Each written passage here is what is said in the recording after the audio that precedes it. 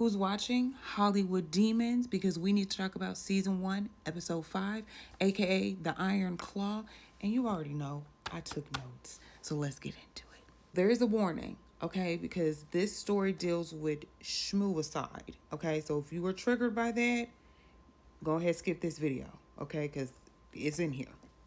So this episode is about the Von Erich family, and the father was a pro wrestler. They had 6 sons, and 5 of them died. Yeah.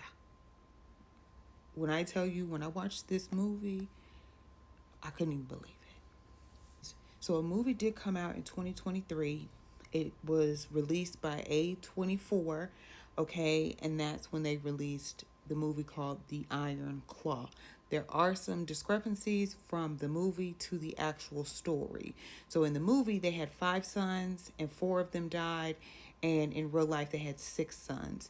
So when I read up on the movie after I watched it, this was I guess a few years ago now, they talked about how the filmmaker took one of the sons out because he felt like it was going to be repetitive, like so much death, like over and over again. And he was like, I think the audience will get the idea of what happened, but also like didn't want to traumatize the audience by having all of these deaths in this one film. So Fitz Von Erich, his real name was Jack Atkinson, okay? He started wrestling under Fitz Von Erich, kind of like this German personality, okay? German schmatzy kind of personality in the ring. And so people was like real scared of him, and he had this like, kind of personality, okay? So again, they had 6 sons, 5 of them wrestled, and the only one that is still alive is Kevin Von Erich, aka Kevin Atkinson, okay? Because they didn't change their name. These are just like their wrestling names. And he's the only one left. He is also the second oldest, who became the oldest. We'll talk about that. His grandchildren, Fritz's grandchildren, say that he didn't really talk about like his childhood that much, but he did say that he was put in fights and he never had a loving father. He said his father didn't say barely 2 words to him until he became 10 years old. Yeah. So he ended up playing football for the Dallas Texans, okay? This is back in like the 50s, okay? He gets cut from the Texans, and that's when he starts wrestling in the 1950s, okay? And back then, they didn't have any like national federations. It was just more regional. So he became a like Dallas, North Texas, South Oklahoma star. And the reason why it's called the Iron Claw was because Fitz's signature move was an Iron Claw. Now he would take his hand, I got big hands, y'all, and then he would go like this on somebody's face and like press it really hard, okay? And that was like, the claw. Y'all remember, what was that movie with Jim Carrey? The Claw. That's what I just thought of. Anyways, that was his move. Now these are the kids and when they were born, okay? So Jack Jr., because remember his name is Jack, 1952. Kevin, 1957. David, 1958, back to back, okay? And then they had Carrie in 1960, Mike in 1964, and Chris in 1969. In 1959, Jack is 6 years old, so this is before his 7th birthday, okay? He told his mom he was going to go play at a friend's house because she was like, sir, you've been a little rambunctious. Go outside and do something, okay? And she got finished doing her little stuff. She was cleaning the house, calls the friend, okay? Well, the mama of the friend. And the mom is like, he never showed up to our house. Like, and this was just like a few doors down, okay? And they go out looking for him. They call the police. They do all this other stuff. They find him. He is electrocuted from touching a fence that had an exposed wire touching it. Okay, so he was rubbing his hand against the fence, got electrocuted. They don't know if he died from the electrocution or he fell in a puddle and if he drowned in the puddle, because clearly like he was like incapacitated, is that what it's called? And he couldn't move, so he could have drowned in the puddle, but they're not sure. I don't know. I guess they didn't have any autopsies back then. I don't know. After Jack Jr.'s death, Fritz becomes more furious and lost, okay? And he takes it out on his opponent. So it is like very aggressive, okay? Even though, wrestling ain't real, he was still very aggressive, okay? At this point, he pushes his wife to have more kids. So at that point, they only had, of course, Jack Jr., Kevin, and David. So after that, he's pushing for these more kids to kind of like, if you're celebrating the baby, you can't mourn the other child. So that's when they have the 3 last boys, okay? Fritz, he would bring the boys in the ring with him, okay? So they have seen this whole wrestling world from way back when, okay? Since they were little, because the dad has been wrestling since they were little, okay?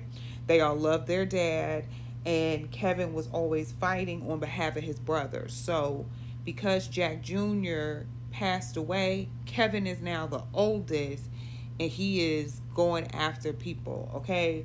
Also, a lot of people took Fritz's persona to be who he was.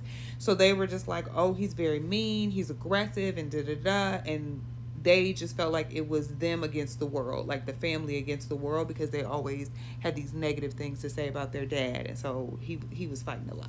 So Fritz, he buys 96 acres, okay, of land in Texas, turns the barn into a gym for the boys. He's like, come on, let's get to training, honey. He was really about the sports, particularly the wrestling, clearly, okay? Kevin was the first to follow in his dad's footsteps. Clearly, he's the oldest, okay? And he did this after a football injury. So he had the injury, then he starts wrestling. I don't know what kind of injury it was, but apparently he could still be wrestling, okay? His signature was that he wrestled barefoot, and he had a lot of aerodynamics. Like, he was flying through the air, all kind of stuff. I was like, oh, okay, sir. So after that, okay, Dave and Carrie follow, and they start wrestling, okay?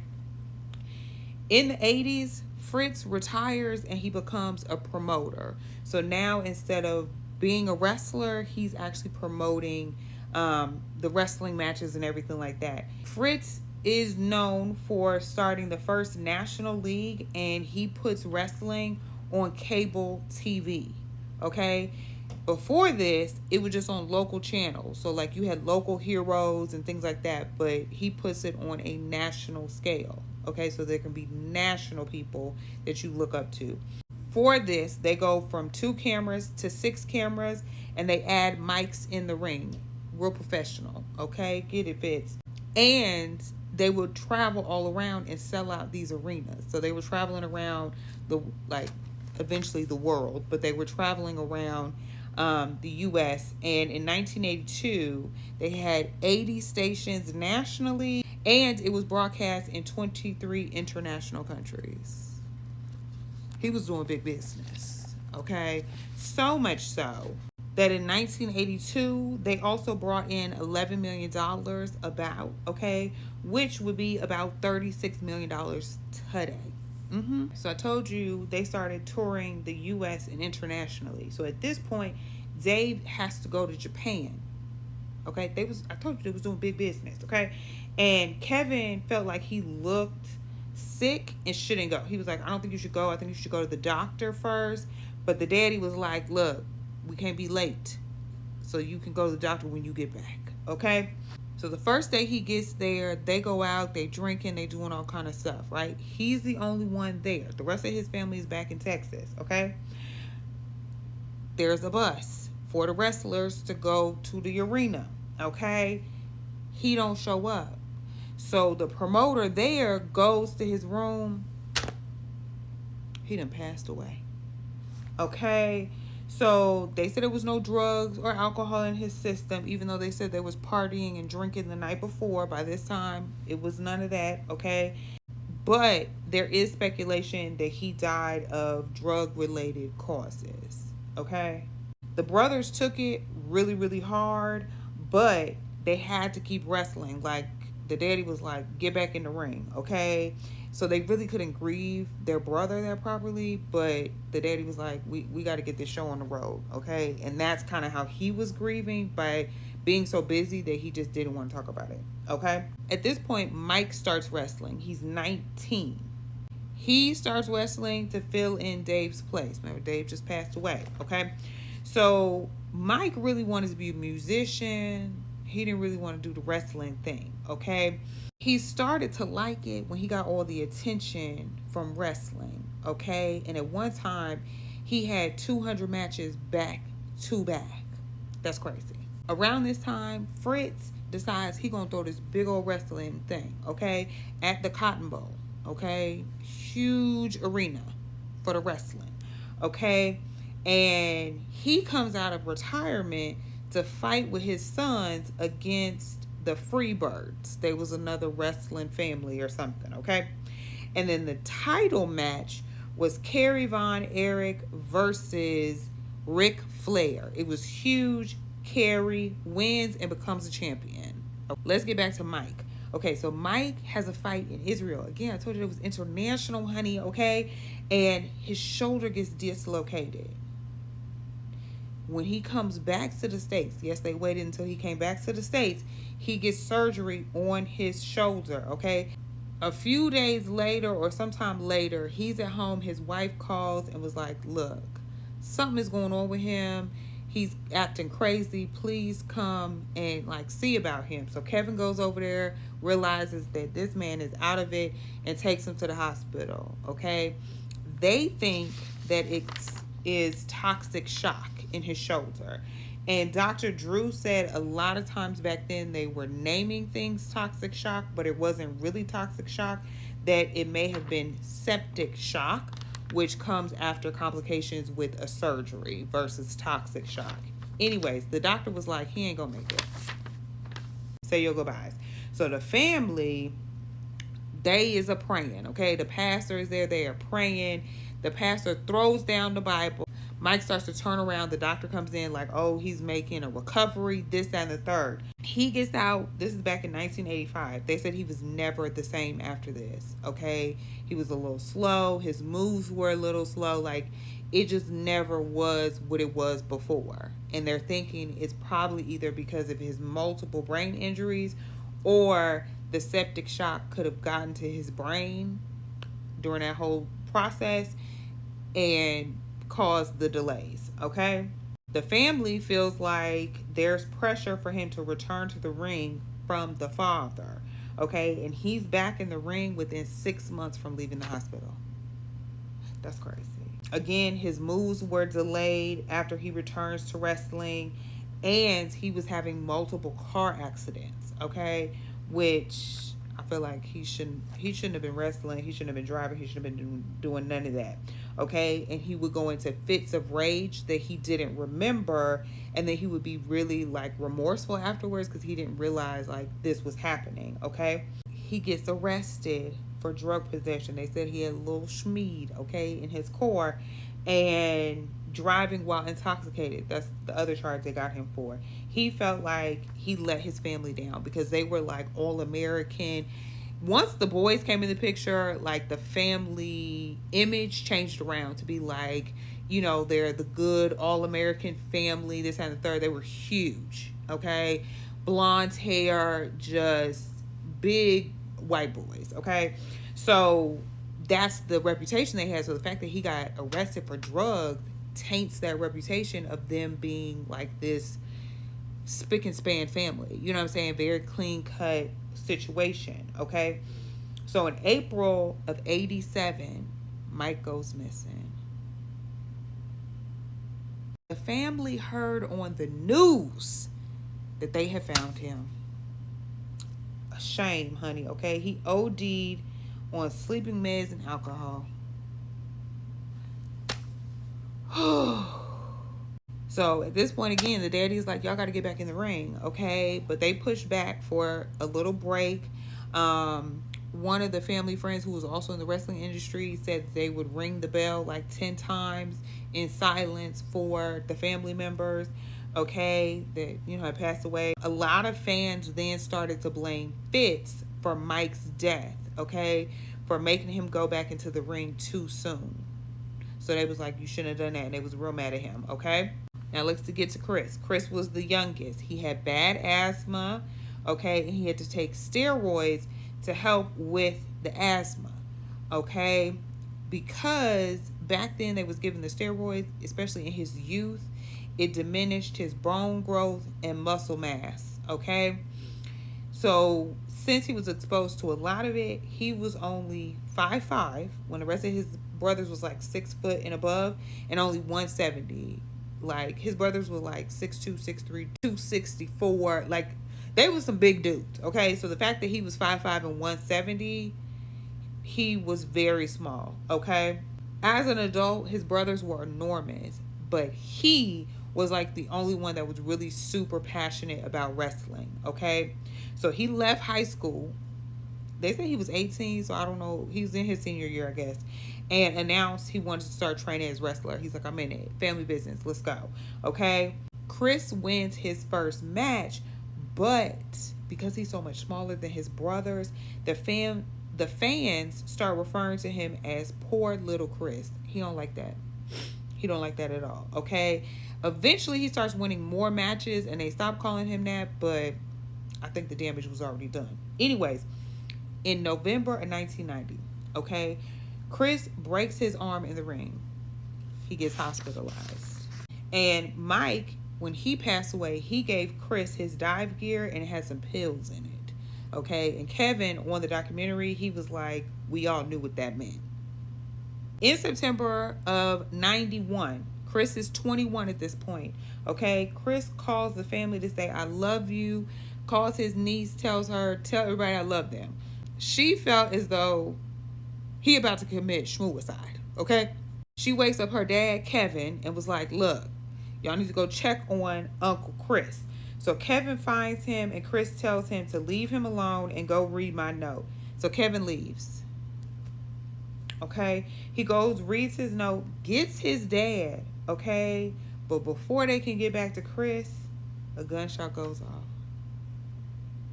Child.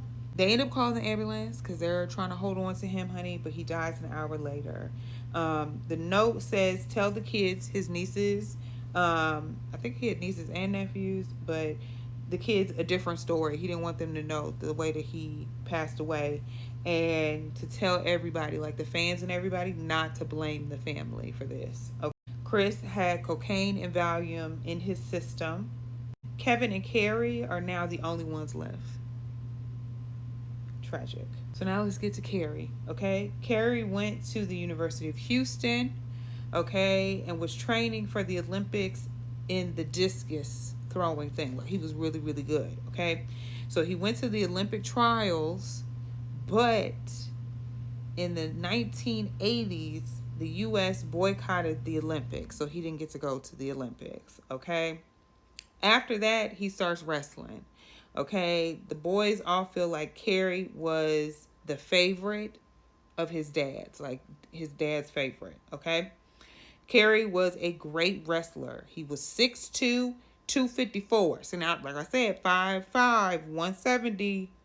That's a big difference. Okay, he was a great wrestler and showman. He got married in 1983, but his daddy was like, do not announce this. Okay, because the fans, child, they was all over them. So they was like, we can't let the fans down by letting them know that you married. He had 2 kids, 2 daughters. Once he became a champion, remember I told you at the Cotton Bowl, he won that championship. Okay, he started traveling, partying more. He knew celebrities, honey. He was in the game. Okay, he was out here. In June 1986, Carrie was on his motorcycle, no shoes, and gym shorts. Okay, gets in an accident and he runs into the back of a police car that was parked. Or I think it was stopped at a red light or something like that. His foot is injured in the crash, okay? He goes back into the ring, injures it a few more times, and now like half of his foot has to be amputated. So Kevin said he didn't have his toes, and I'm pretty sure it's like probably the front part of his foot he didn't have. But he said he still had his heel of his foot, okay? He started wearing a prosthetic up to his knee. Because he was basically like on top of the world and then plummeted after this whole thing, it was like everybody was in love with him. And then now he has this huge injury. He can't really, function as a wrestler. He was like, I'm working my way back into the ring, okay? 1.5 feet in all, okay? And within 15 to 16 months, he was back in that ring, bigger and better than ever, okay? In November of 87, Kevin was like, everybody kept his secret. That's when he went back into the ring. Like, hardly anyone knew that this man had 1.5 feet. So in 1990, Kerry signed with Vince McMahon, okay, with the WWF. Got a contract for millions of dollars, okay? Everybody thought that he was going to be going to the top and be the next Hulk Hogan. Like, that's how good he was. But because he really couldn't be his true, authentic self, you know, nobody knew about his foot and whatnot, he felt like he was a fraud. Because, like, again, his family is portrayed as, like, these perfect specimen, all-American good boys. And so he just turned to painkillers and drugs. Okay? He went into rehab, but didn't really stick it out. And his wife divorced him in 1992. And he also, after a few bad matches, leaves the WWF. Now, in January 93, police raid his friend's house while he's there and searches his car. Okay? He's arrested for cocaine possession. And then he was released until his indictment hearing. Okay? On top of this, his 2 girls was in the house where they was playing outside, but they was there when all this went down. He felt like, again, it was a huge shame for the family, okay? Because, again, this is drugs. We ain't supposed to be doing drugs. You know what I'm saying? Out in the public, like the public ain't supposed to be knowing. It ends up telling his daughter that he is going to commit suicide and not to tell anybody. She was very young, okay? In February of 1993, Kerry calls Kevin and says, I'm going to commit the suicide, okay? Kevin is like, do not do this, okay? He's like, we are the only ones left. Please do not leave me by myself, okay? He calls the dad because at this point, Kevin has moved like 3 hours away, okay? So he's like, I know I can't get there in time. So he calls his dad. But by this time, his dad was drinking kind of heavily. And so his dad was like, leave me alone, and hangs up the phone, okay? So Kevin gets in the car and is zooming, okay, these 3.5 hours to get to his brother. His brother is gone. Shot himself in the heart. Clearly, this was a big impact on Kevin because he was the last one left, okay? They said Fritz was never the same after that. I feel like he was never the same after the first one, but they said he didn't really just went off. Dr. Drew said a lot of addicts take their life by shooting themselves in the chest to get rid of the hole that's there. That's so sad. Oh my gosh. Kevin says God has held on to him to save him from the dark hole. Okay, he said he had a dream that all his brothers were on the other side of the fence and he was walking towards them. And he said, well, wait, I'm not going to death with y'all. I got to stay here. Okay, and he's got kids, everything. Kevin's last match was in 1995. In 2023, the movie Iron Claw is released. The family was not consulted on this movie, okay? So the differences in the movie are that in the movie, Kerry doesn't have a family, but he was a big family man, okay? So he was the one with the 2 daughters. They only put 5 sons in the movie. They also talk a lot about a curse, like the Von Erich curse, but in real life, they never talked about that or discussed a curse. They just knew that it was, you know, individual issues and not necessarily like a family curse on everybody. Fritz is portrayed as a villain, and Kevin was like, he wasn't like that in real life. In 1992, Fritz and Doris divorced after 49 years of marriage, honey. Okay, so maybe that's why he was drinking so much. In 1997, Fritz dies of cancer. Kevin's sons, Ross and Marshall, wrestle in All Elite Wrestling. At 21, Kerry's daughter Lacey debuted with the WWE, honey. So they're following in their parents' footsteps. And then in 2009, the whole family was inducted into the WWE Hall of Fame. This is so sad, y'all. Like, I watched the movie and was just heartbroken. I also could not believe that Carrie was out here wrestling with like half a foot missing. Like, what? Because they show it in the movie, but his whole foot is gone, and they talk about how, like, he is still wrestling. What kind of specimen do you have to be able to still do this? Okay? And nobody know that you only have 1.5 feet. That's crazy. Anyways, let me know. Have you heard of the Von Erichs story? It just breaks my heart for their parents, for Kevin who's left. It hurts my heart for real. Like, when I watch the movie, I just, because they depict some of the things in different ways, but it hurt my heart. Anyways, let me know. And are you guys watching the series Hollywood Demons? Because it's covering some crazy stuff.